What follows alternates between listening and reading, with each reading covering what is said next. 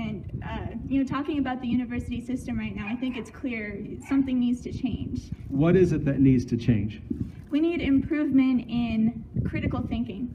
It all comes back. You even take off politics and you come back, and we're no longer being taught to think critically and to see all sides and consider all facts. And that needs to change. Yeah, it sure does. Now, your experience here at NAU, is it consistent with the things I've heard that there are significant limitations on free speech and thoughts and ideas, particularly if you're a conservative? Yes, and actually for the first 3 years I was here, I would have considered myself a liberal, a Democrat. And a lot of that is I was never confronted with the other opinion. It was never there. So I was just immersed in this emotional culture of feeling bad, and feeling like something was wrong and feeling like conservatives are wrong. And it wasn't until I looked into the other side of things that I realized the constrictions on this free speech and the constrictions on the open dialogue.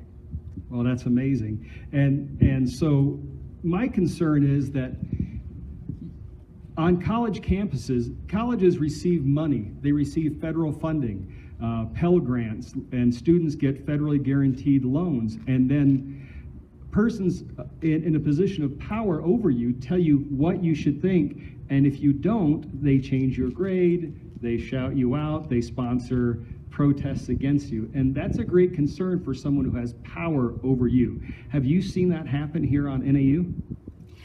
Well, you can see it in the news, just like, you pointed out with the Bible and with the mankind in the essay. It's very clear when you look at any of these instances that it's 100% politically, emotionally charged, and it's very one-sided.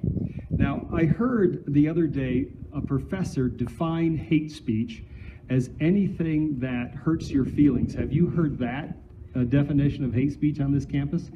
Sure, and any variation of that. It's if one person's offended, then it's wrong. It should be silenced among America. And that is obviously a very slippery slope. Yeah, I agree. Well, Kate, I appreciate your time. You're a fantastic American. Thank you so much for sitting here and speaking. In fact, if there's anybody else, I don't care what your political ilk is, if there's anyone else who wants to come share their opinion, come on up. No takers. You want to come up? Have you? Yeah, come on up. Thanks, Kate.